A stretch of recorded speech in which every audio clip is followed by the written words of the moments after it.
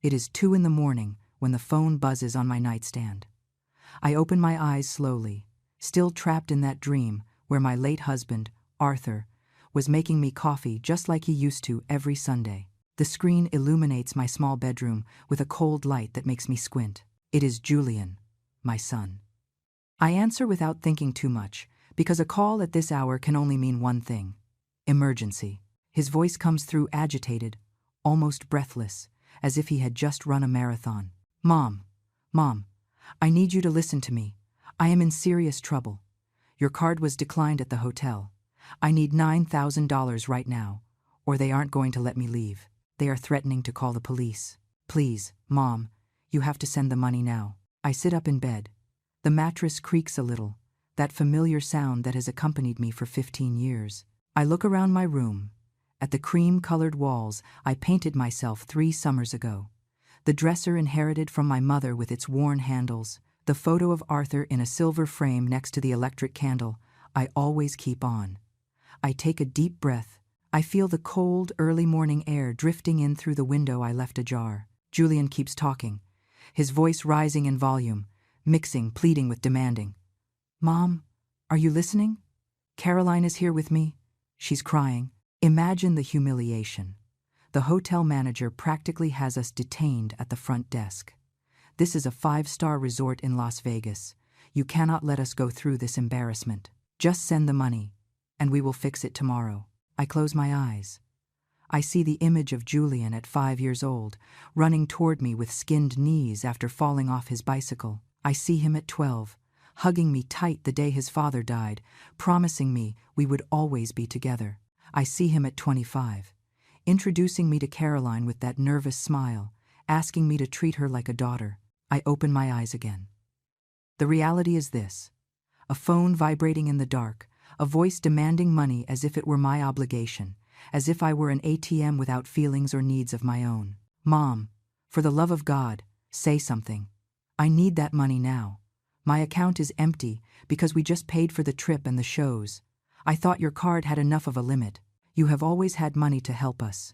You can't abandon me like this. My hand tightens around the phone. I feel the warm plastic against my palm. Outside, I hear the distant bark of a dog, the hum of a car passing on the wet street. It must have rained while I slept. The smell of damp earth drifts in through the window. I think about all the times I have sent money. I think about the signed checks, the transfers made at 3 in the afternoon on any given Tuesday, the envelopes handed over with a smile that was never reciprocated.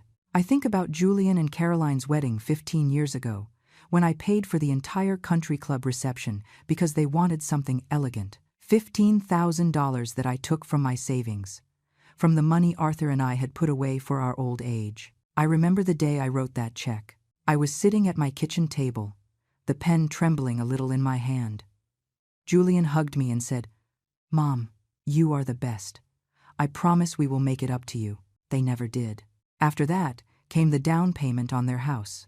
$30,000 I paid when Julian arrived, telling me they had found the perfect colonial in the suburbs.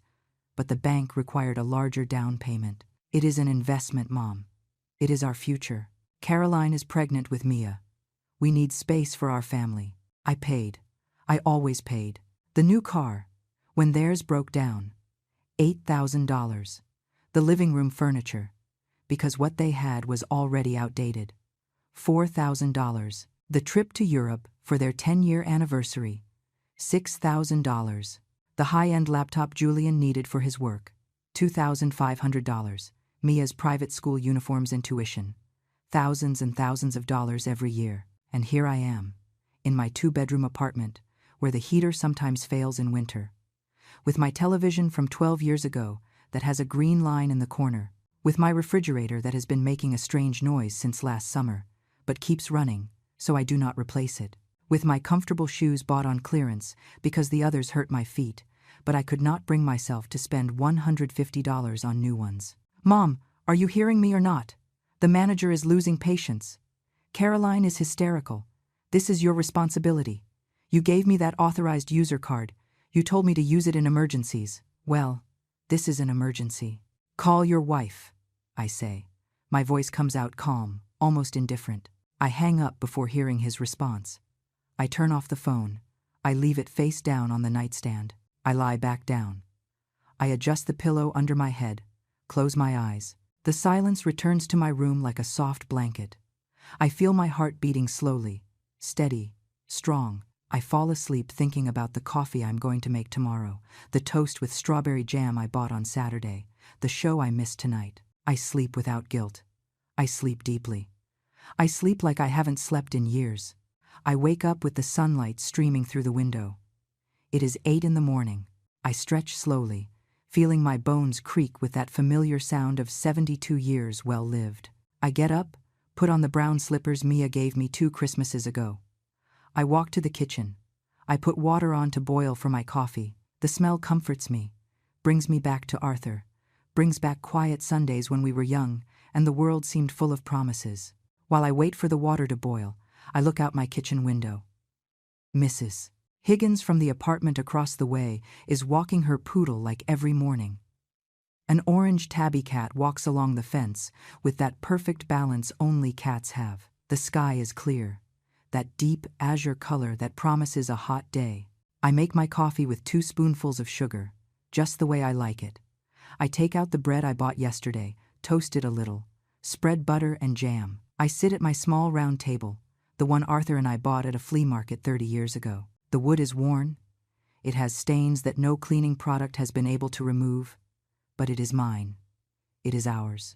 I eat slowly. I chew every bite. I savor my coffee. I do not turn on the television. I do not check the phone I left turned off. I just enjoy this moment of silence, this moment where no one asks me for anything, no one demands anything. No one makes me feel that my only function in this world is to open my wallet. I finish my breakfast. I wash the dishes. I dry each one with care, put them in their place. Everything has an order in my kitchen, a system I have perfected during decades of living alone. Arthur died 20 years ago. 20 years of learning to be by myself, of cooking for one, of sleeping in a bed that feels too big, of making decisions without consulting anyone. 20 years of being the mom who solves problems. 20 years of being my son's personal bank. I turn on the phone. I expected this. 37 missed calls, 22 text messages, all from Julian, some from Caroline. I do not even open them. I know exactly what they say. Please, demands, guilt, the perfect recipe to make me feel like the worst mother in the world. I leave the phone on the table and walk to my bedroom. I open the closet, that small space where I keep my clothes organized by color. I take a shoebox from the top shelf. There are no shoes inside. There are papers, documents, memories that hurt. I sit on the bed with the box in my lap. I open the lid slowly, as if there were something fragile inside that could break. The first thing I see is the check for the wedding, a photocopy I made just in case. $15,000 paid to the Botanical Gardens, the venue where Julian and Caroline celebrated their love with 200 guests, an open bar, a 5-course banquet, a live band, and fireworks at the end. I was not part of the planning. Caroline wanted everything to be perfect, everything to be elegant, for everyone to talk about her wedding for years. And so it was. It was beautiful.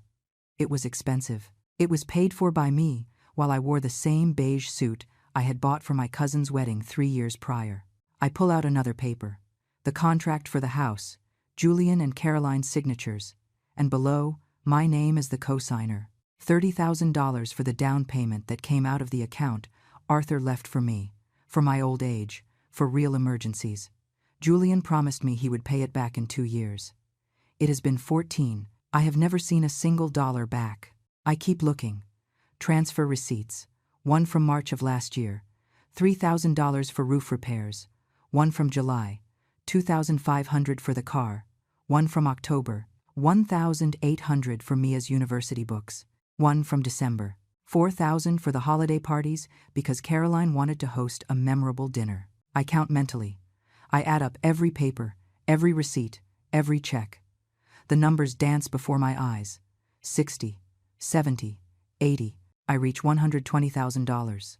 $120,000 that I have given to my son in the last 15 years. Money that came out of my pension, from Arthur's savings, from the life insurance I collected when he died, from the overtime hours I worked as a secretary until I retired at 65. $120,000. And I have never received an invitation to dinner at their house. I have never received a birthday gift that wasn't bought at the last minute at a gas station. I have never received a hug that didn't come accompanied by a request for money. I put the papers back in the box.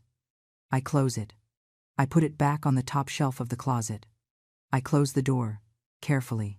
I look at myself in the mirror attached to the inside of the door. I see a 72-year-old woman. Short, practical gray hair. Deep wrinkles around the eyes and mouth. Hands spotted by age, with prominent veins. A body that has worked hard, that has given life, that has supported others while forgetting to support itself. I look into my eyes, those dark brown eyes that Julian inherited. I wonder when was the last time I really looked at myself. When was the last time I saw myself as something more than a provider, as something more than a solution to other people's problems? The phone vibrates in the other room. I am not going to answer, not yet. I need this moment. I need this silence. I need this clarity I am feeling for the first time in decades. I leave my bedroom. I walk to the living room. I sit in my favorite armchair, that olive green one that Caroline hates. It is old, I know. The cushions are sunken in the places where I sit the most. The fabric is worn on the arms, but it is comfortable. It is mine. No one else wants it, so no one is going to take it from me. I pick up the remote. I turn on the television. I put on the news channel. I need to hear something. I need to fill this space with voices that do not know me, that ask nothing of me, that simply exist. The news speaks of politics, of the economy, of an accident on the highway. I listen halfway. My mind is elsewhere. It is in that hotel in Las Vegas, where my son and daughter-in-law are having a difficult moment. A moment they created. A moment I am not going to solve. The phone rings again. This time it is a call, not a message. I look at the screen. It isn't Julian. It is an unknown number. A number with a Las Vegas area code. I answer. Good morning. Am I speaking with Mrs. Eleanor Brooks? Yes, this is she. Mrs. Brooks, this is Officer Miller from the Las Vegas Metro Police Department. I am calling regarding your son, Julian Brooks. He was detained this morning for theft of services. The resort pressed charges after he and his wife attempted to leave the premises without settling a bill of $9,200. Officer Miller has a firm but polite voice. He explains the situation with that professional tone used by people accustomed to delivering bad news. Julian and Caroline are being held at the station. The hotel pushed for formal charges. There is a legal process that must be followed. They can settle the debt plus an additional fine of $2,000 or face a court date that could take weeks. Mrs. Brooks, your son gave us your number as an emergency contact. He says you can resolve this situation. We need you to come to the station or make an immediate wire transfer to cover the costs and fines. It is $11,200 in total. I look out the window. The orange cat is still on the fence, now licking its paw with absolute concentration. Mrs. Higgins has finished walking her dog and is now watering her window box. The world keeps turning. Life goes on. Everything continues, regardless of the drama occurring 2,000 miles away. Officer Miller. I appreciate the call. My son is a 40-year-old adult. He made the decision to go to that hotel. He made the decision to spend money he did not have. Those are his decisions and his consequences. I am not going to pay. There is a silence on the other end of the line. I can hear voices in the background, the squawk of a police radio, someone laughing. The officer clears his throat uncomfortably. Ma'am, I understand your position, but you must understand that your son could spend several days in custody. The legal process here can be complicated. If you could reconsider. I will not reconsider. Julian has a wife. Caroline has family. They can solve their problem. I have already solved too many. I hang up before the officer can say anything else. My hands do not shake. My heart beats calmly. I feel something strange in my chest, something I hadn't felt in years. It takes a moment to identify it. It is relief. It is freedom. It is the weight of decades falling off my shoulders like a heavy coat I finally take off. The phone explodes with messages. I read them one by one, each word like a knife that no longer hurts because the skin has become too tough, too tired of bleeding. Julian. Mom, the police said you aren't going to pay. How can you do this to me? I am your son. Caroline. Eleanor. This is unbelievable. You have us locked up here like criminals. What kind of mother are you? Julian. They are going to move me to a cell. There are dangerous people here. Is that what you want? For your son to be in danger? Caroline. My mother would never do something like this to me. She actually knows what family love is. Julian. You paid for everything for us for years, and now that I really need you, you abandon me. You are a hypocrite. I turn off the phone again. I leave it on the table. I get up from the armchair and walk to my bedroom. I open the drawer of my nightstand, the one I always keep locked. Inside is an old hardcover notebook, chocolate brown. It is my journal. I started writing in it when Arthur died, when I needed to talk to someone, and there was no one. I sit on the bed with the notebook in my hands. I turn the pages slowly. I read entries from years ago. I read about the day Julian asked me for money for the wedding. I read about the time I arrived at their house with a cake for his birthday, and Caroline didn't let me in because they were busy. I read about the Christmas I spent alone because they went to Caroline's parents' house in Connecticut and I wasn't invited. I read about every forgotten birthday, every ignored call, every broken promise. There is an entry from 3 years ago that stops me. The handwriting is shaky, written after midnight when I couldn't sleep. It says, "Today Julian turned 37. I sent him $1,000 for his gift. He called me for 2 minutes. He just said, 'Thanks, Mom. I have to go. Caroline is waiting for me.' He hung up. He didn't ask how I am. He didn't ask if I need anything. He didn't ask anything. Sometimes I wonder if I am his mother or his bank. Sometimes I wonder if he loves me or only loves my money." I close the notebook. I put it back in the drawer. I lock it. I sit on the bed, staring at the wall. There is a water stain in the upper corner that I have been ignoring because fixing it costs money. Money I have used to fix other people's problems while my own roof falls apart. I get up. I walk to the living room. I take my purse. I take out my wallet. Inside is the credit card, the one that has Julian as an authorized user. The card he has used for years for his purchases, his trips, his whims. The card that was just declined in Las Vegas because I lowered the limit 2 months ago, tired of seeing charges he never consults me about. I pick up the landline in my living room. I dial the bank number printed on the back of the card. An automated voice gives me options. I press numbers until I hear a human voice. "Good afternoon. This is Sandra from customer service.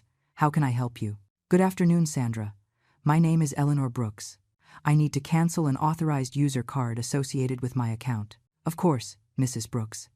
Can you provide the number of the card you wish to cancel?" I give her the number. I hear the clicking of a computer on the other side. Perfect. I see here that this card is in the name of Julian Brooks. "Are you sure you wish to cancel it?" "Completely sure." "Understood. The card will be canceled within the next 2 hours. Is there anything else I can help you with?" "Yes. I want to remove Julian Brooks as a beneficiary of any automatic transfers I have set up on my account." "Let me check. I see you have a monthly automatic transfer of $2,500 that deposits into account ending in 3,421. Do you wish to cancel this transfer?" "Yes." "Cancel it, please." "Are you completely sure?" "This action is irreversible." "I am sure." "Very well. The automatic transfer has been canceled. Anything else, Mrs. Brooks?" "No. That is all. Thank you, Sandra." "Thank you. Have an excellent day." I hang up. I stand in the middle of my living room, phone still in hand. I feel something strange running through my body. It isn't guilt. It isn't regret. It is power. It is control. It is the sensation of finally taking the reins of my own life after years of letting others drive. I look at the wall clock Arthur bought on a trip to San Francisco. It is 11 in the morning. I have the whole day ahead of me. The whole day for me. I make myself another coffee. This time I have a chocolate cookie I bought a week ago that I was saving for a special occasion. Today is a special occasion. Today is the day I decided my life belongs to me. I sit in the armchair with my coffee and my cookie. I turn on the television. I change channels until I find an old black and white movie. It is one of those Arthur loved, with those actors with deep voices and those elegant actresses. Casablanca. I leave it on even though I don't pay much attention. The phone vibrates again. This time it is a different number. I recognize it. It is Caroline's mother, Catherine, a woman who has always treated me with that cold courtesy that hides contempt. A woman who has always thought her daughter married beneath her station, even though she never says it directly. I answer, "Eleanor, it's Catherine. Caroline called me crying from Las Vegas. She told me what is happening. She told me you are refusing to help. I need you to understand the gravity of the situation." "Good morning, Catherine. I understand the situation perfectly. Then you will understand that you need to send that money immediately. They are your son and daughter-in-law. They are family. They are adults capable of taking their own decisions. And decisions have consequences." Catherine's voice hardens on the other end of the line. I can imagine her in her elegant house in Connecticut, sitting in her living room with imported furniture, her coffee served in fine china, looking out her bay windows at the garden perfectly manicured by the landscaper who comes 3 times a week. "Eleanor, I don't know what is wrong with you, but this is unacceptable. My daughter is suffering. She is locked in a police station as if she were a delinquent, and all because you decided to throw a tantrum at your age." "It isn't a tantrum, Catherine. It is a decision. The first decision I have made for myself in 15 years. Well, it is a selfish and cruel decision. Do you know how many times Caroline has told me how generous you are? How many times she has defended you when I say, Julian depends too much on you, and now it turns out it was all a lie. That in the moment that really matters, you abandon your family." I take a deep breath. I feel the anger starting to boil in my stomach, but I force myself to keep my voice calm. I am not going to give her the pleasure of seeing me upset. I am not going to give her the pleasure of making me feel guilty. "Catherine, for 15 years I have paid for practically everything in your daughter and my son's life. I paid for their wedding while you complained that the venue wasn't elegant enough. I paid the down payment on their house while you criticized that the neighborhood wasn't exclusive enough. I paid for their cars, their vacations, their furniture, Mia's school. I paid for it all while living in an apartment where the heater fails and moisture stains the walls. No one forced you to do that, Eleanor. If you did it, it was because you wanted to, because it is your obligation as a mother. Children are for life. You are right. No one forced me.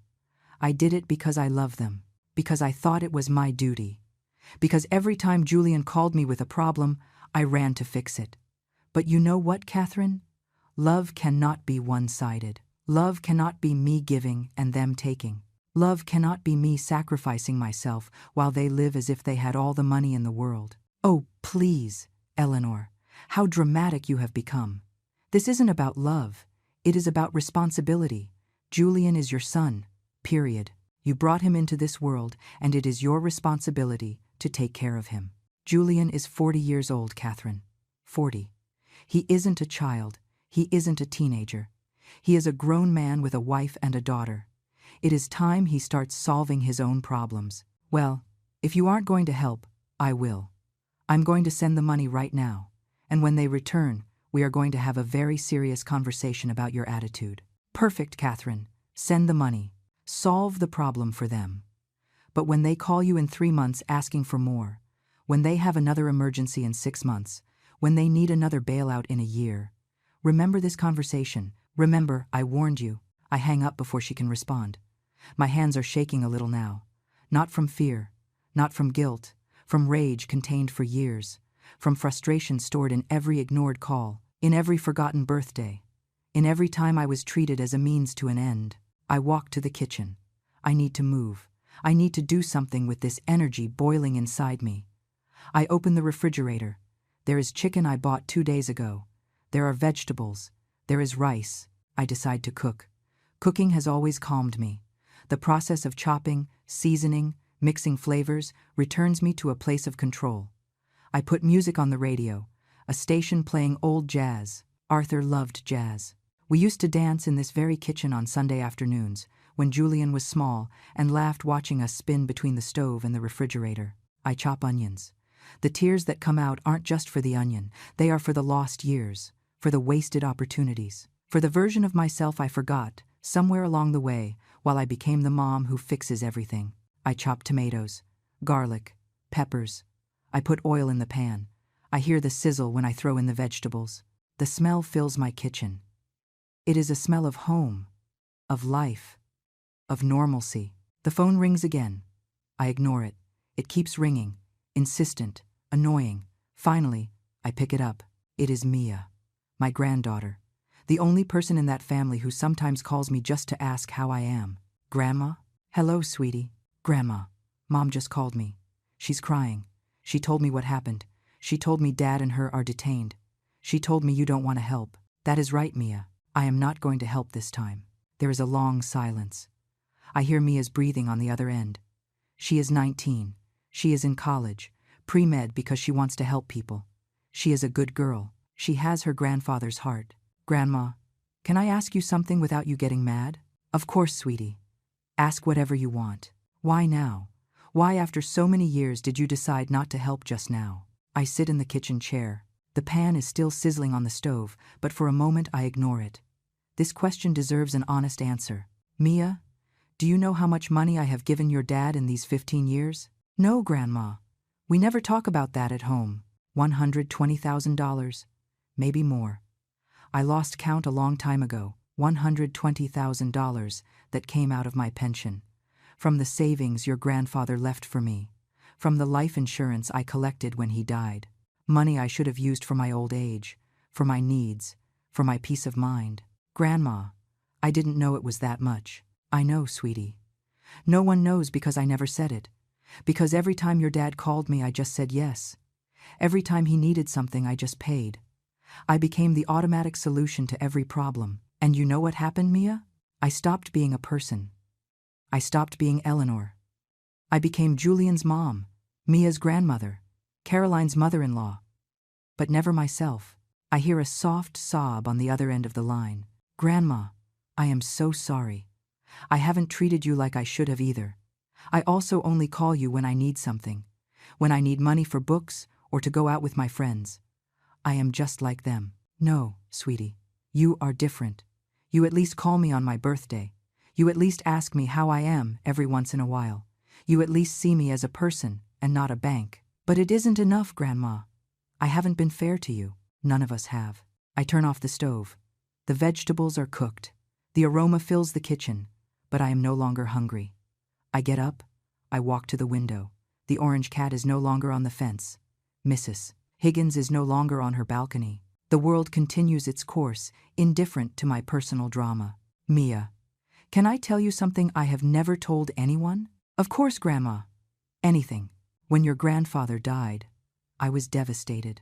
Not just because I loved him, but because I realized I no longer had a purpose. Your parents were married. You were small, but they took care of you. I was alone in this apartment wondering what I was still here for.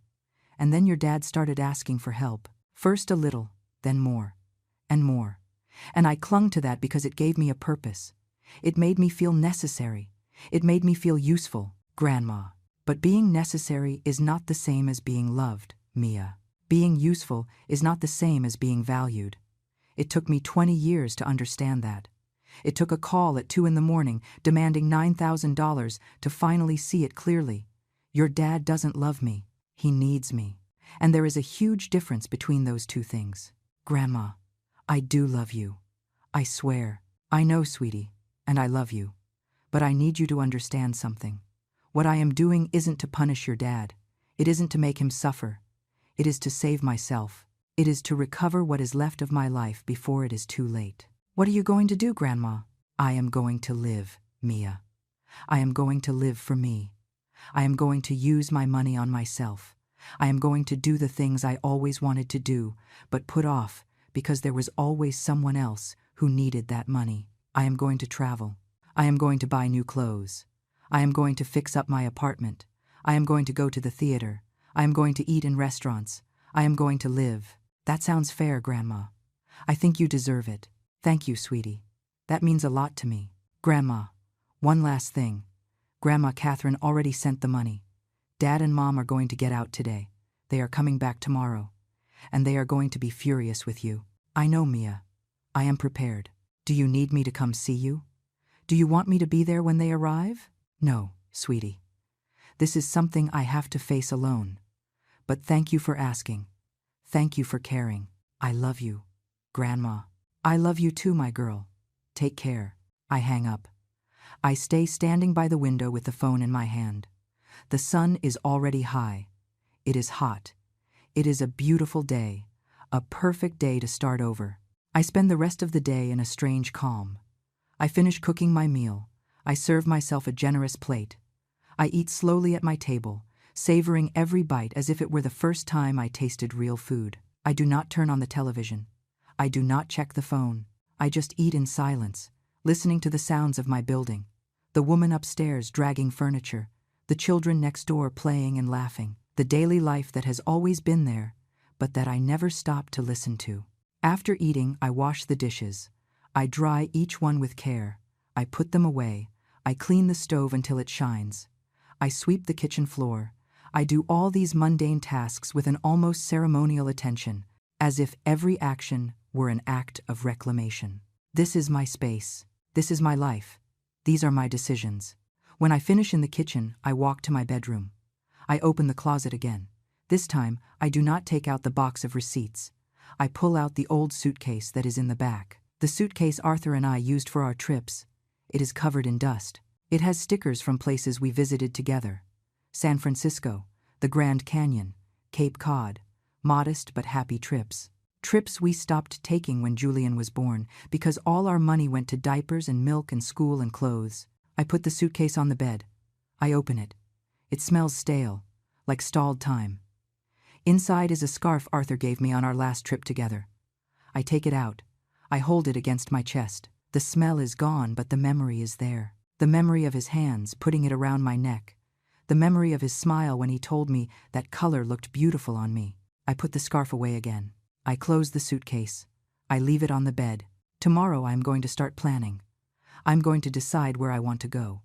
I'm going to use my money on myself. I am going to make the dreams come true that I kept in a drawer while I paid for the dreams of others. The phone vibrates. It is a message from Julian. He is out. He is free. Thanks to Catherine. Thanks to someone else solving his problem. The message says, "Mom, we are out. We had a horrible time because of you. I hope you are happy.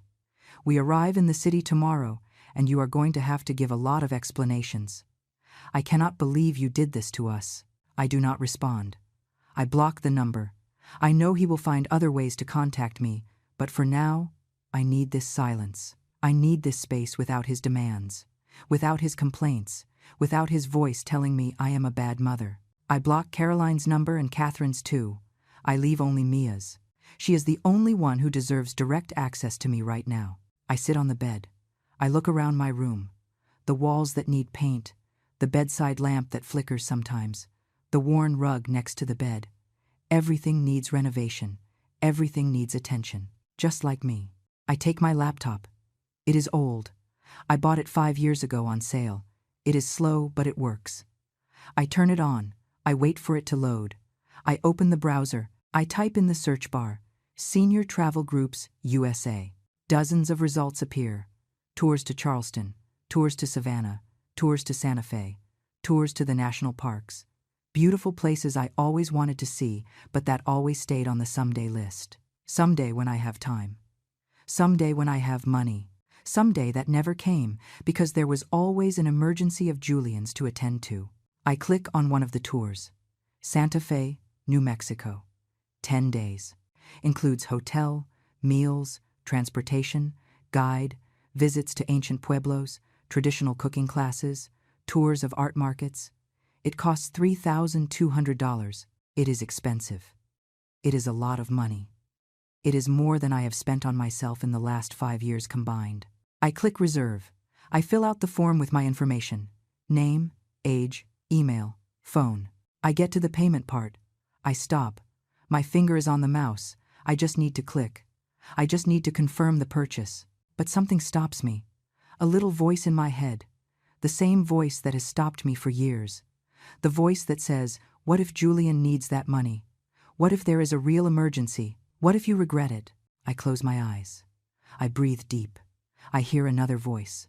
A voice I had forgotten. Arthur's voice. The voice that told me every birthday. Eleanor, you have to do something for yourself. You have to treat yourself. Life is short, my love. Don't wait until it is too late. I open my eyes. I click confirm purchase. I enter my credit card details. The one that no longer has Julian as an authorized user. The one that is only mine now. I click pay. Processing. Processing. Processing. Purchase confirmed. I get an email. Booking confirmation. Santa Fe, New Mexico. 10 days. Departure in 3 weeks. Single room. All inclusive. My name on the ticket. Only my name. No one else. I feel something hot rolling down my cheeks. They are tears, but not of sadness. They are tears of liberation, of joy, of terror, of excitement. They are tears of a woman who has just done something only for herself for the first time in decades. I wipe my tears. I smile. I cannot stop smiling. I am going to Santa Fe. I am going to see new places. I am going to eat delicious food. I am going to walk through adobe streets. I am going to buy art. I am going to take photos. I am going to live. I close the laptop. I get out of bed. I walk to the mirror. I look at myself again. That 72-year-old woman stares back at me. But now there is something different in her eyes. There is light. There is hope. There is determination. I speak to myself out loud. Eleanor, this is just the beginning. You are going to reclaim your life. You are going to be happy. You are going to live for yourself. The rest of the afternoon, I spend researching. I read about Santa Fe, about its traditions, its food, its art. I read travel blogs. I look at photos of Bandelier National Monument, of Taos Pueblo, of the markets full of colors. Each photo excites me more. Each description makes me wish the 3 weeks would fly by. When it gets dark, I prepare a simple dinner. Toast with cheese, an apple, chamomile tea. I sit in my favorite armchair. I turn on the television. It's a Wonderful Life is playing. I have seen it 1,000 times, but I don't care. I leave it on while I eat my quiet dinner. At 9 at night I get ready to sleep. I put on my comfortable pajamas. I brush my teeth. I put cream on my hands like I do every night. I get into bed. I turn off the light. The darkness wraps around me softly. I think about tomorrow. Julian and Caroline are going to return. They are going to come here. They are going to knock on my door. They are going to demand explanations. They are going to scream. They are going to cry. They are going to use every manipulation tactic they know. They are going to tell me I am a bad mother, that I am selfish, that I am going to die alone. But I know the truth. I know that what I did was not bad. It was necessary. It was urgent. It was the only way to save myself before disappearing completely into the needs of others. I fall asleep with that certainty. I fall asleep in peace. I wake up with the sun entering through the window. It is Saturday. It is 7 in the morning. I get up rested. I didn't have nightmares. I didn't wake up at midnight with anxiety. I slept deeply like a person without emotional debts. I make coffee, toast. I sit at my table. I eat while looking out the window. The orange cat is back on the fence. Mrs. Higgins waters her plants. Everything is normal. Everything is as it should be. At 10 in the morning, there is a knock on the door. Loud pounding, insistent, annoying. I know who it is. I walk to the door slowly. There is no rush. I breathe deep. I prepare myself. I open it. Julian and Caroline are standing in front of me. Julian has a face red with fury. Caroline has eyes swollen from crying. Behind them are suitcases. They came straight from the airport. Julian speaks first. His voice is a contained scream. How could you, Mom? How could you leave us stranded like that? Do you have any idea what we went through? Do you have any idea of the humiliation? Good morning, Julian. Good morning, Caroline. Come in. They stay standing without moving. They expected an apology. They expected tears. They expected the mom who always caves. They did not expect this calm. Are you going to let us in or what? Caroline says with a cutting voice. I step aside. They enter, pushing the suitcases. They stand in the middle of my living room, looking at me as if I were a stranger. And perhaps I am. Perhaps the Eleanor they knew no longer exists. Sit down, I tell them. We need to talk. We don't want to sit, Julian says. We want an explanation. We want to know what the hell happened to you. Why did you decide to ruin our vacation? Why did you decide to make us look like criminals? I sit in my armchair. I look at them. I really see them for the first time in a long while. Julian, with his expensive clothes, his brand-name shoes, his watch that I know cost more than $2,000. Caroline with her designer bag, her expensive sunglasses on her head, her ivory dress that probably cost more than what I spend on clothes in a year. I see them, and I see two people who have never had to worry about money, who have never had to choose between paying the electric bill or buying medicine, who have never had to wear the same clothes for years because they cannot afford new ones. Julian walks from one side of my living room to the other like a caged animal. His steps are heavy, furious. Caroline sits on the edge of the sofa with her arms crossed, looking at me with that expression of superiority she has always had, as if I were the maid who committed an unforgivable error. I am going to ask you one more time, Mom, Julian says, stopping in front of me. Why didn't you send the money? Why did you leave us locked up there like criminals? What kind of mother does that? I adjust myself in my armchair. I cross my hands on my lap. I look them in the eye without blinking. My voice comes out calm, firm, without a tremor. The kind of mother who is tired. The kind of mother who finally realized she has spent 15 years being used. The kind of mother who decided her life matters too. Used, Caroline repeats with a bitter laugh. How dramatic, Eleanor. No one has used you.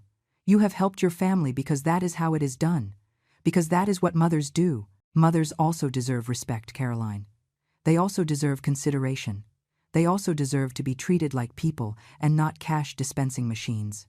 Oh, please, she says, rolling her eyes. You have always had more than enough. You have always been able to help us. Why now, all of a sudden, do you turn into this selfish person? I get up from the armchair. I walk to my bedroom. They stay in the living room, not knowing what to do. I return with the shoebox, the box containing all the receipts, all the checks, all the evidence of 15 years of giving without receiving. I put the box on the coffee table. I open it. I take out the papers one by one. I lay them on the table, forming a mosaic of sacrifice. Do you see this? This is the check for your wedding. $15,000. This is the receipt for the down payment on your house. $30,000. This is the transfer for the car. $8,000. This is the trip to Europe. $6,000. This is the laptop. The furniture. The tuitions. The emergencies. The vacations. The whims. Julian approaches the table. He looks at the papers with a furrowed brow. Caroline remains on the sofa, but I can see her face change color. I keep taking out papers. I keep putting evidence on the table. Each receipt is a stab in my heart, but it is also a liberation. It is the truth exposed. It is the reality I never wanted to face. $120,000, I say finally. That is what I have given you in 15 years. $120,000 that came out of my pension, from your father's savings, from the life insurance that was supposed to protect my old age. Julian picks up one of the papers. He looks at it as if it were the first time seeing it. Maybe it is. Maybe he never stopped to think where the money came from. Maybe for him it was always something infinite, something that simply existed without consequence. Mom, he starts to say. But I interrupt him. Do you know how many times you have invited me to dinner at your house in these 15 years, Julian? 3 times. 3 times in 15 years. Do you know how many times you have called me just to ask how I am, without asking for anything? I can count them on one hand. Do you know when was the last time I received a birthday gift that wasn't bought in a rush at a gas station? I don't remember because it has been too many years. That isn't fair, Caroline says, standing up from the sofa. We have busy lives. We have responsibilities. We can't be calling you all the time. But you can call me when you need money. Then you have time. Then you remember I exist. Julian drops the paper on the table. He runs his hands through his hair. I see something in his face I hadn't seen before. Is it shame? Is it guilt? I am not sure. Mom, I know we have depended on you a lot. I admit it. But I always thought you did it because you wanted to. You never told me it bothered you. You never said no. And that is the problem, Julian. I never said no because I was afraid. Afraid you would stop calling. Afraid you would cut me out of your life. Afraid of being completely alone. So I kept saying yes. I kept paying. I kept sacrificing. Until I became a shadow. Until I forgot who Eleanor was beyond being your mom. I walked to the window. I need space. I need air. The orange cat is still on its fence. Mrs. Higgins is folding laundry on her balcony. Life goes on outside regardless of the drama occurring in my living room. When your father died, I continue speaking without turning to see them. I was destroyed. Not only because I lost him, but because I realized I no longer had a purpose. You two were married. Mia was small, but you took care of her. You didn't need me anymore. Or so I thought. But then you started asking for help and I clung to that. It gave me a reason to go on. It made me feel useful. It made me feel necessary. I turn to face them again. The tears finally start to fall, but I don't wipe them away. Let them see. Let them see the pain I have carried in silence for years. But necessary is not the same as loved. Useful is not the same as valued. It took me 20 years to understand the difference. It took a call at 2 a.m. demanding $9,000 to finally wake up. Caroline sits down again. Her expression of superiority has vanished. Now she just looks uncomfortable. She looks elsewhere, at the wall, at any place that isn't my face. Julian sits too. He sinks into the sofa with slumped shoulders. He seems smaller suddenly, more human, more vulnerable. I didn't know you felt that way, Mom, he says, in a low voice. I never imagined, because you never asked, because you never stopped to think how all this affected me. Because for you, I was always the strong mom who could handle everything, who always had money, who always had a solution. I sit in my armchair again. Tiredness hits me suddenly. It isn't physical tiredness, it is emotional tiredness. It is years of endurance falling off my shoulders all at the same time. 3 days ago I canceled your authorized card, Julian. I canceled the monthly transfer of $2,500 I sent you. I blocked your access to my account. And yesterday, I booked a trip to Santa Fe. A 10-day trip. A trip that cost $3,200. A trip I am going to take alone, for me, without feeling guilty. The silence that follows is dense, heavy. I can hear the wall clock ticking the seconds. I can hear the traffic on the street. I can hear my own breathing. You can't do that, Caroline says finally. That transfer, we depend on that money. We have expenses. We have the mortgage. You have jobs. You have salaries. You have the ability to live within your means. What you don't have is a right to my money. Not anymore. But Mom, Julian says, what are we going to do? We can't pay everything without your help. You are going to have to learn. You are going to have to adjust. You are going to have to do what millions of people do every day. Live on what you earn. This is ridiculous, Caroline says, standing up again. Eleanor, you are his mother. It is your responsibility. My responsibility was to raise him, feed him, educate him, love him. I did all that. Julian is 40 years old, Caroline. 40. My responsibility ended a long time ago. What I have been doing is too much. It is unsustainable. It is self-destructive. I stand up too. I face them. My voice rises in volume for the first time in this conversation. And another thing. Don't ever speak to me as if I were your employee again. Don't ever treat me as if my only value were financial. If you want to have a relationship with me, it is going to be a real relationship. With respect, with reciprocity, with true love, or there is going to be no relationship. Julian stands up. He walks toward me. For a moment I think he's going to hug me, but he stops halfway, as if there were an invisible wall between us. Mom, what if we need you? What if there is a real emergency? Then you are going to have to solve it like adults. You are going to have to use your savings. You are going to have to get a loan. You are going to have to make sacrifices. Like I have done for years. Caroline grabs her bag. She walks to the door. She turns before leaving. You are going to regret this, Eleanor. You are going to end up alone. You are going to realize you need your family more than your family needs you. Her words are designed to hurt me, to make me doubt, to make me feel guilty. And they do hurt, but not as much as it hurt waking up every morning feeling empty. Not as much as it hurt watching my bank account dwindle while my purpose evaporated. Maybe you are right, Caroline. Maybe I end up alone. But I prefer to be alone and at peace than accompanied and miserable. I prefer to be alone with dignity than surrounded by people who only see me as a resource. Caroline leaves, slamming the door. Julian stays standing in the middle of my living room. We look at each other in silence. I see tears in his eyes. They are the first tears I've seen from him since he was a child. "I'm sorry, Mom," he says with a broken voice. "I'm sorry I didn't realize. I'm sorry I used you. I'm sorry I didn't value you. I am sorry too, Julian. I am sorry I didn't set boundaries sooner. I am sorry I allowed this to go so far. I am sorry I wasn't more honest with you about how I felt." He comes closer. This time he does hug me. It is a clumsy hug, uncomfortable, filled with years of emotional distance. But it is something. It is a beginning, or maybe it is an end. I am not sure yet. He pulls away. He wipes his tears with the back of his hand. "I need time to process this, Mom. I need to think. I don't know what I need." "Take all the time you need, Julian. I am not going anywhere.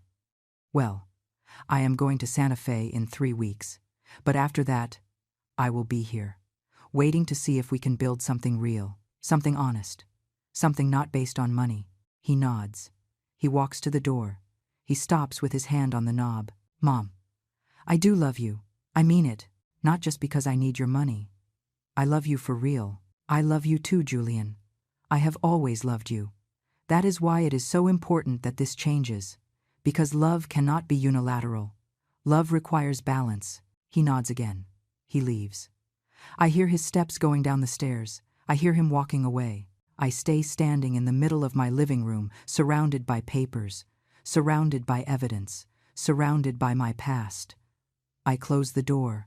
I lean against it. I let the tears flow freely now. I cry for the lost years. I cry for the damaged relationship. I cry for the woman I was and no longer want to be. I cry for the woman I will be and haven't met yet. I cry until there are no more tears, until my body is empty of everything except exhaustion. I crawl to my bedroom. I throw myself on the bed without taking off my clothes. I close my eyes. I sleep deeply. I wake up hours later. It is already night. The room is dark. I get up slowly. My body aches as if I had run a marathon. I walk to the kitchen. I make tea. I sit at the table with the steaming mug between my hands. The phone vibrates. It is a message from Mia. "Grandma," Dad called me. He told me what happened. "I am proud of you. I know it was hard, but you did the right thing. I love you." I smile for the first time all day. I reply, "Thank you, sweetie. Your support means everything to me. I love you too." I drink my tea slowly. I look out the window into the night. The city lights shine in the distance. I hear the constant murmur of traffic. Life continues. The world keeps turning. And I am still here. Stronger, clearer, more myself. The following days pass in a kind of fog. Julian doesn't call. Caroline doesn't call. It is the longest silence we have had in 15 years. At first, it scares me. It makes me doubt. Did I do the right thing? Was I too harsh? Did I lose them forever? But then I remember the box of receipts. I remember the $120,000. I remember the sleepless nights worrying about how I was going to pay my own rent after sending them money. I remember the loneliness of birthdays spent alone, and the guilt fades. 1 week after the confrontation, I am at the grocery store buying vegetables when I see an older woman. She must be near 80.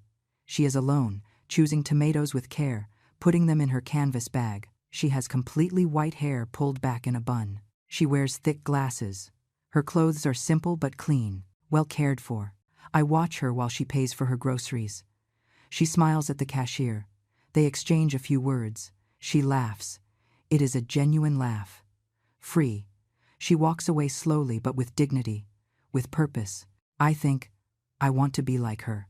I want to reach 80 years old, laughing at the grocery store, feeling complete, feeling at peace. I do not want to reach 80 years old, resentful, empty, broken, for having given everything without keeping anything for myself. I finish my shopping. I return to my apartment. I put everything away with care. I make my lunch. I eat calmly. I wash the dishes. Everything is routine. Everything is normal. But there is something different. There is lightness. There is room to breathe. In the afternoon, I sit with my laptop. I review the itinerary for the Santa Fe trip. I read about every place we are going to visit: Bandelier, the ancient cliff dwellings in the canyon; Taos Pueblo, the multi-story adobe buildings; the Georgia O'Keeffe Museum; the art markets; the traditional cooking classes. Each description excites me more. I make a list of things I need for the trip: comfortable clothes for walking, good shoes, a new backpack because the one I have is frayed, a sun hat, sunscreen, a camera because the one on my phone isn't very good. I look at the list. Everything adds up to near $500. The Julian of before would have used that on one dinner. The Caroline of before would have spent that on a pair of shoes. But for me, it is an investment. It is taking care of myself. It is preparing for something that is only mine. The next day, I go shopping. I go to an outdoor apparel store. A young saleswoman approaches. "How can I help you, ma'am?" I tell her about my trip. Her eyes light up. How exciting. My grandma travels alone too and says they are the best experiences of her life. She helps me choose comfortable pants, shirts that breathe, a vest with many pockets. Everything is practical, but good quality. I try everything on. I look in the mirror. I look like a traveler, like an adventurer, like someone who is alive.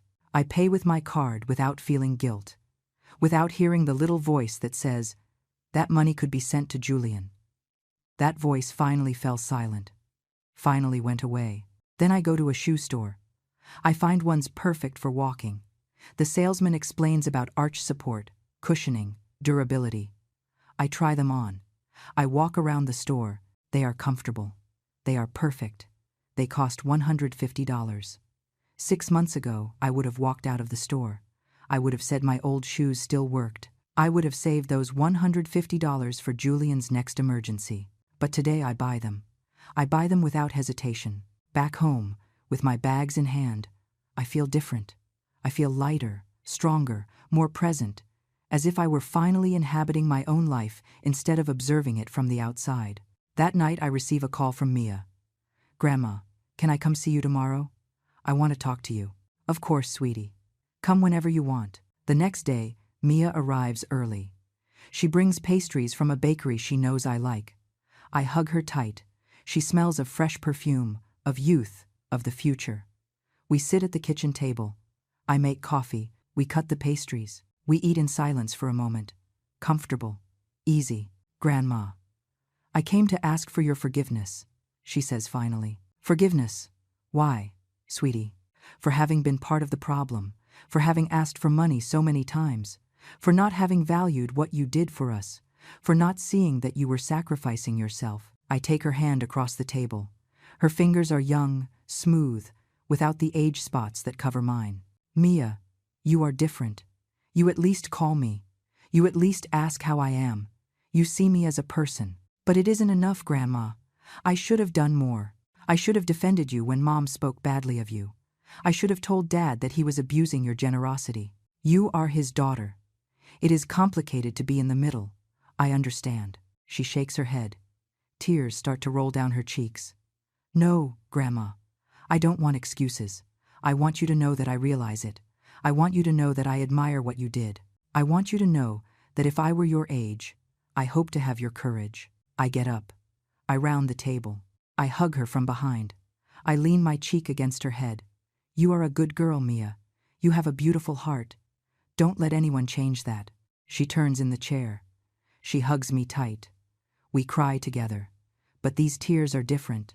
They are tears of real connection, of true love, of something that is not contaminated by money or obligation. When we pull apart, I show her my new clothes. I tell her about the trip. Her eyes shine with genuine excitement. "Grandma, that's wonderful. You are going to have an incredible experience. You have to send me photos of everything." "I will, sweetie. I promise to keep you updated on every moment." She stays the whole morning. We talk about her school, about her dreams of being a doctor, about her boyfriend who seems to be a nice boy, about her friends, about life. We talk like we haven't talked in years, like grandmother and granddaughter, like friends, like women. Before leaving, she gives me an envelope. "Don't open it until I leave." I hug her again. I watch her go down the stairs. I see her disappear. I return to my apartment. I open the envelope. Inside is a handmade card. It has flowers painted with watercolors. Inside it says, "Grandma, here is $200. It is all I have saved. I want you to use it on your trip. Buy yourself something nice. Eat in a fancy restaurant. Do it for me. Do it for you. I love you more than words can express. Your granddaughter, who admires you, Mia." I sit in the armchair with the card in my hands. I read the words over and over. $200. For a college student, it is a fortune. It is sacrifice. It is real love. I cry again. But these are good tears. Tears that heal, tears that rebuild. I put the card in a special place, on my nightstand, next to Arthur's photo, next to the things I love most, the things I value most. The days pass. The date of the trip approaches. Julian has not called. It has been 2 weeks since the confrontation. 2 weeks of silence. Sometimes I wonder if he is ever going to call. If we are ever going to be able to rebuild something. But then I remember that I cannot control his decisions. I can only control mine. And my decision is to live. My decision is to be happy. My decision is to honor Arthur's memory by being the woman he wanted me to be. A complete woman. A happy woman. A free woman. 3 days before the trip, I am packing my suitcase when there is a knock on the door. I open it. It is Julian. He is alone. No Caroline. He has a tired face, red eyes as if he hasn't slept well. "Hi, Mom." "Hello, Julian. Can I come in?" I step aside. He enters slowly. He sits on the sofa without me asking him to. Julian sits on the edge of the sofa, hands between his knees, staring at the floor. He has the posture of someone defeated, of someone who has been thinking a lot, of someone who is finally facing uncomfortable truths. I sit in my armchair. I say nothing. I wait. I have learned that silence sometimes says more than 1,000 words. I have learned that sometimes the best thing is to let the other person find their way to the conversation. After what seems like an eternity, Julian looks up. His eyes meet mine. I see something there I hadn't seen in years. Vulnerability, honesty, maybe even shame. "I've been thinking a lot, Mom. These 2 weeks have been the hardest of my life. Caroline is furious. She says you ruined our lives. She says you are selfish and cruel. But I can't stop thinking about everything you said. About all those papers you put on the table. About the $120,000. He pauses. He runs his hands over his face. When he speaks again, his voice cracks. "I had never added it up, Mom. I never stopped to think how much we had asked you for over the years. For me, it was always just another help, just another favor. I never thought about the total. I never thought about what it was costing you." I bite my tongue. I want to interrupt. I want to say I know. That's why I did what I did. But I hold back. I let him continue. "This is important. This is necessary. I talked to my boss a week ago. I asked him for a raise. He told me it isn't possible right now. So I went home and sat down with Caroline. I told her we had to make a budget, that we had to see exactly how much we earn and how much we spend. She didn't want to. She said it wasn't necessary. That you were going to come to your senses. That everything would go back to normal." He makes another pause. This one longer. I see how he struggles with the words, how he looks for a way to say something that clearly hurts. But I insisted, "Mom, we made the budget, and you know what we discovered? That without your monthly transfer, without your constant help, we are in the red. That we have been living way beyond our means for years. That the only reason we haven't gone under is because you have been sustaining our life with your money." He gets up from the sofa, walks to the window, stays standing there, looking out, hands in his pockets. I felt like a failure, Mom. Like a 40-year-old man who can't support his family without his mother's help. Like a child who never grew up. Like someone who has been using the person who loves him most. I get up too. I walk toward him. I stand by his side in front of the window. The orange cat is on the fence again. Always there, constant, reliable. "You aren't a failure, Julian. You are someone who made mistakes. You are someone who got used to having a safety net that was too comfortable. You are someone who needs to learn to live within his means. But you are not a failure." He turns toward me. Tears run freely down his face now. He doesn't try to hide them. He doesn't try to wipe them away. Mom, I need to tell you something. Something I should have told you a long time ago. Forgive me. Forgive me for using you. Forgive me for not valuing you. Forgive me for treating you like a bank instead of my mother. Forgive me for all the forgotten birthdays, for all the ignored calls, for all the times I only showed up when I needed something. I hug him. I hug him tight like when he was a boy, like when he fell off his bike, like when he cried for his father. I hug him and feel his body shake with sobs. I forgive you, Julian.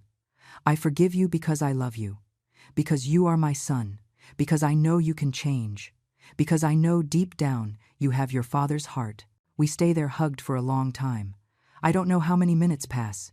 It doesn't matter. This moment is important. This moment is healing. This moment is the beginning of something new. When we finally separate, Julian wipes his face with his shirt sleeve. He breathes deep. He looks at me with red but clear eyes. Mom, I want you to know something. I talked to Caroline last night. I told her things have to change, that we are going to sell the new car and buy a used one, that we are going to cancel the gym memberships we never use, that we are going to cook at home instead of eating out 5 times a week, that we are going to live on what we earn. And what did she say? She wasn't happy. She said, "You are brainwashing me, that I am choosing you over her." But I told her it isn't about choosing. It is about doing the right thing. It is about being responsible adults. I sit in my armchair again. Julian sits on the sofa. There is less tension now. There is more openness. There is possibility. Julian, I want you to understand something. What I did wasn't to punish you. It was to save myself. I reached a point where if I kept giving without receiving, if I kept sacrificing without limit, I was going to disappear completely. I was going to become nothing. No one. I understand, Mom. I understand now. And I want you to know I am going to work on this. I am going to work on being a better son. Not just financially, but in everything. I want to invite you to dinner. I want to call you just to know how you are. I want you to know my family for real. Not just when we need something. I would like that very much. I see your suitcase there. Is your trip soon? In 3 days. 10 days in Santa Fe. He smiles. It is the first genuine smile I've seen in years. Can I ask you something, Mom? Are you excited? I am terrified. I haven't traveled alone in years. I haven't done something just for me in years. But yes, I am excited. I am ready to live a little. You deserve it, Mom. You deserve that and much more. We spend the rest of the afternoon talking. We talk about real things. About how he feels about his job, about his fears, about his dreams, about Mia and how proud he is of her, about Caroline and the problems they have in their marriage. We talk like we haven't talked in decades. When he leaves, it is already night. He hugs me again at the door. This hug is different. It is lighter. It is more honest. It is the hug of a son who finally sees his mother as a person. Mom, one last thing. Can I take you to the airport? The question surprises me. It catches me off guard. I feel tears forming in my eyes. I would love that, Julian. I would love that very much. He leaves. I close the door. I lean against it. I smile in the darkness of my apartment. Maybe there is hope. Maybe it is possible to rebuild. Maybe the pain was worth it. The next 2 days, I spend finishing preparing everything for the trip. I go to the bank to take out cash. I go to the pharmacy to buy medicine just in case. I go to the supermarket to fill my refrigerator with food I can eat when I return. I do everything calmly, carefully, enjoying every step of the process. The night before the trip, I can almost not sleep. It isn't bad anxiety. It is anticipation. It is excitement. It is the sensation of standing on the threshold of something new, of something important, of something transformative. I get up early. I shower calmly. I dress in my new travel clothes. I look in the mirror. I look different. I look younger. I look alive. The doorbell rings at 9 in the morning. It is Julian. He comes alone. He carries my suitcase to his car. He drives to the airport while I look out the window. The city passes fast. The streets I know by heart. The familiar buildings. Everything looks different today. Everything looks full of possibility. At the airport, Julian insists on accompanying me as far as he can. He helps me with check-in. He helps me with my bag. We walk together toward the security zone. "This is where I say goodbye, Mom," he says when we reach the line. "Thank you for bringing me, Julian. It means a lot to me." He hugs me tight. "Mom, enjoy every moment. Take lots of photos. Eat everything you want. Buy everything you like. Just, please, live." "I will, my love. I promise you. And Mom, one more thing. When you get back, I want you to come to dinner at the house. A real dinner. I am going to cook. We are going to sit all together. We are going to talk. We are going to be a real family." "I would love that, Julian." He kisses my forehead. He leaves. I watch him walk away through the airport crowd. I see him turn once to wave goodbye. I see him disappear. I go through security. I arrive at my gate. I sit to wait. I take out my phone. I have a message from Mia. "Have a good trip, Grandma. You are my hero. I love you to the moon and back." I have a message from Julian. "Thank you, Mom, for everything. But above all, thank you for teaching me that it is never too late to change." I smile. I put the phone away. I look around the airport. I see families. I see couples. I see solo travelers like me. Everyone going somewhere. Everyone looking for something. Everyone living. They call my flight. I get in line. I board the plane. I find my window seat. I buckle my seatbelt. I close my eyes as the plane starts to move. I think of Arthur. I think of how proud he would be of me. I think of how he would be smiling, telling me, "It was about time, Eleanor. It was about time you lived for yourself." The plane takes off. I feel my stomach drop. I open my eyes. I look out the window. The city becomes small beneath me. Houses look like toys. Cars look like ants. Everything becomes insignificant from this height. The clouds wrap around us. Everything becomes white. Then we break through the cloud layer, and the infinitely blue sky appears. The sun shines with an intensity that hurts the eyes. I close the shade halfway. I settle into my seat. I smile. I am flying. I am going towards something new. I am alive. The flight lasts 4 hours. I read a magazine. I drink orange juice. I look out the window. I think about everything that has happened in the last 3 weeks. I think about the call at 2 in the morning that changed everything. I think about the decision I made. I think about the pain, the tears, the confrontation. I think about the liberation. We arrive in Santa Fe at midday. The airport is small, welcoming. I walk out with my suitcase. The heat hits me immediately.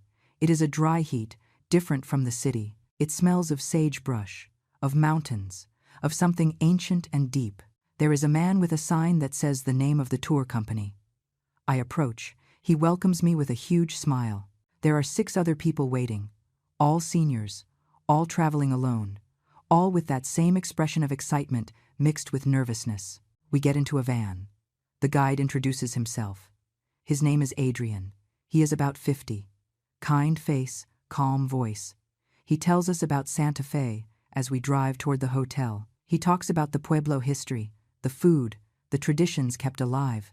The hotel is beautiful, adobe style, with a central courtyard full of flowers. My room is small but perfect. It has a comfortable bed, a clean bathroom, a window looking out onto the courtyard. I unpack my suitcase calmly. I hang my clothes. I arrange my shoes. I mark my territory. That afternoon we have the first group meeting. We sit in the hotel courtyard. Adrian explains the itinerary for the next 10 days. Each day sounds better than the last.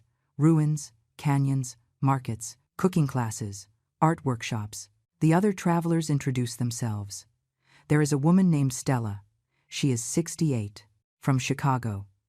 Just widowed a year ago. This is her first trip alone. There is a man named Victor. He is 75, from Seattle. Says he always wanted to see the Southwest, but his wife preferred the beach. There is a woman named Margaret. She is 70, from Boston. Never married, dedicated her life to caring for her elderly parents. Both died last year. Now she is discovering who she is without them. Each story is different, but they all have something in common. We are all here looking for something. We are all here trying to live. When my turn comes, I introduce myself. I am Eleanor. I am 72 years old. I am from the city. I am a widow. I have a son and a granddaughter. And I am here because I decided my life belongs to me. I say no more. I don't need to say more. Everyone nods as if they understood perfectly, as if everyone had their own version of my story. That night we dined together at a restaurant on the plaza. We tried tamales, green chile stew, blue corn enchiladas. Everything is delicious. Everything is new. Everything is an adventure. I laugh more at that dinner than I have laughed in months, maybe in years. The following days pass in a beautiful mix of experiences. We visit Bandelier National Monument. We climb the wooden ladders to the ancient cave dwellings. From up there I see the whole canyon. I see mountains stretching as far as the eye can see. I feel the wind on my face. I feel the sun on my skin. I feel small, but also immense. Adrian tells us about the ancestral Puebloans, about their advanced civilization, about how they built this city in the canyon nearly 1,000 years ago.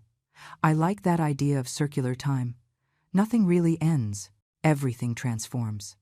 I am transforming too. I am returning to myself. We visit Taos Pueblo. The adobe structures are more impressive than I imagined. Brown, massive, frozen in time against the blue sky. We see the Rio Grande Gorge.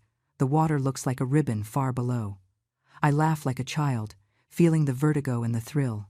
Stella takes a picture of me. I look happy. We visit artisan workshops.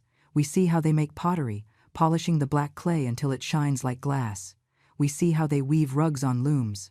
I buy gifts, for Mia, for Julian, for myself. I buy a hand-carved wooden owl.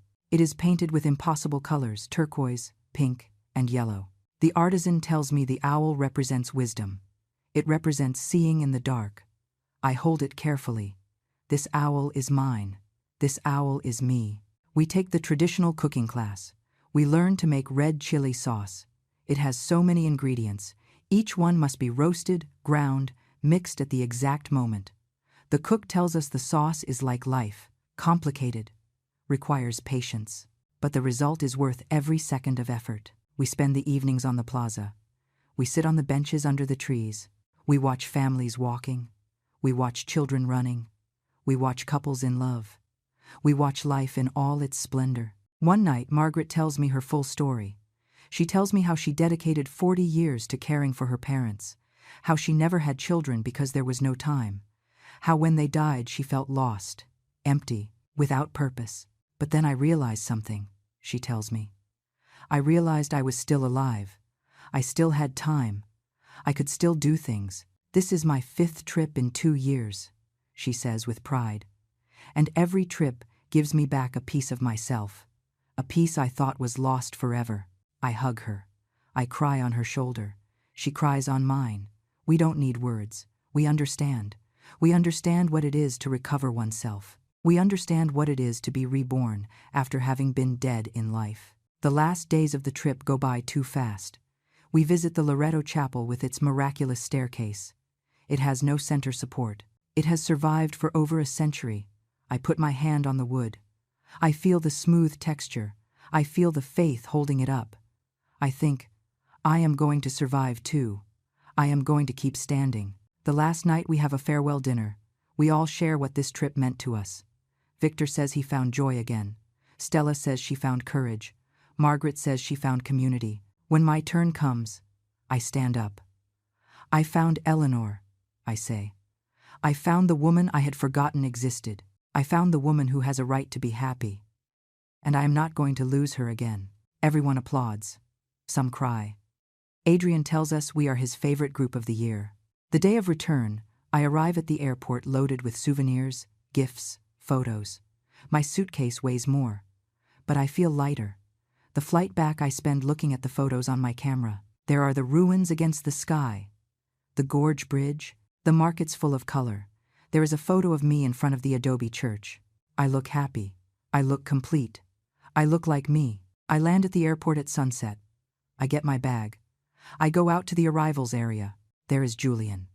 And next to him is Mia, both holding balloons that say, "Welcome home." I run toward them.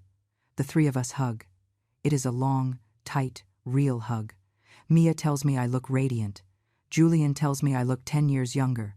I tell them I feel reborn. In the car on the way home, I tell them everything. I show them photos. I talk about my new friends. I talk about the places I saw.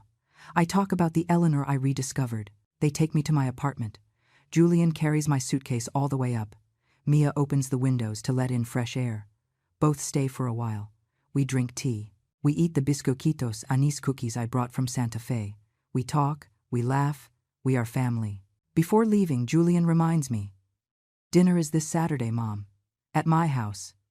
At 7. You don't have to bring anything. Just you. I will be there, Julian. I promise. They leave. I stay alone in my apartment. But this loneliness is different. It isn't emptiness. It is fullness. It is peace. It is freedom. I unpack slowly. I take out my dirty clothes. I take out the gifts.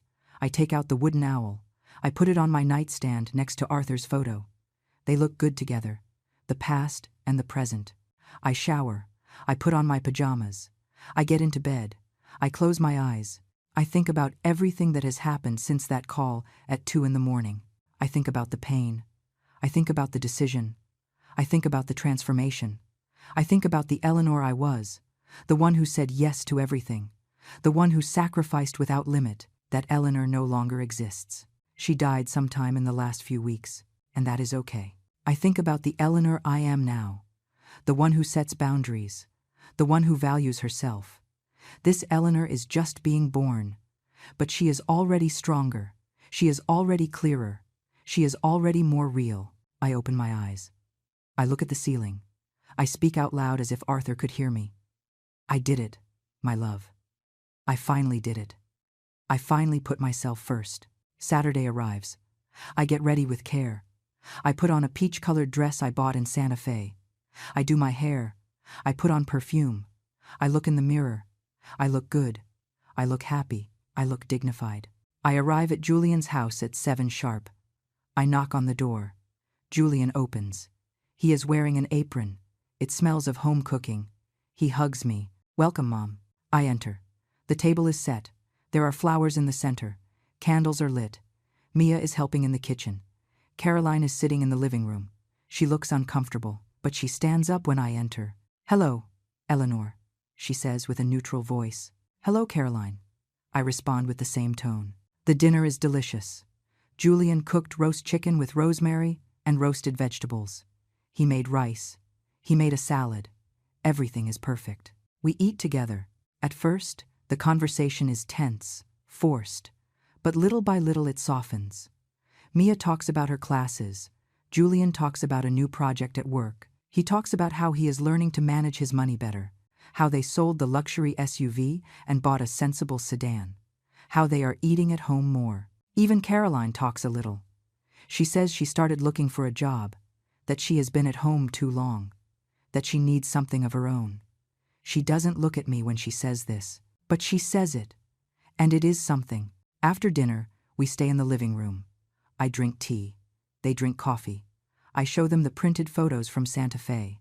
I tell them stories behind every image. When I leave, Julian walks me to the car. Thanks for coming, Mom. I know it wasn't easy. It wasn't easy, Julian. But it was important. And I am willing to keep trying if you are too. I am, Mom. I promise you. We are going to be a better family. I hug him one last time. I drive home with a full heart. It isn't perfect. There is still pain. There is still work to do. But there is hope. There is possibility. There is real love trying to bloom. That night before sleeping, I write in my journal. I write about the trip.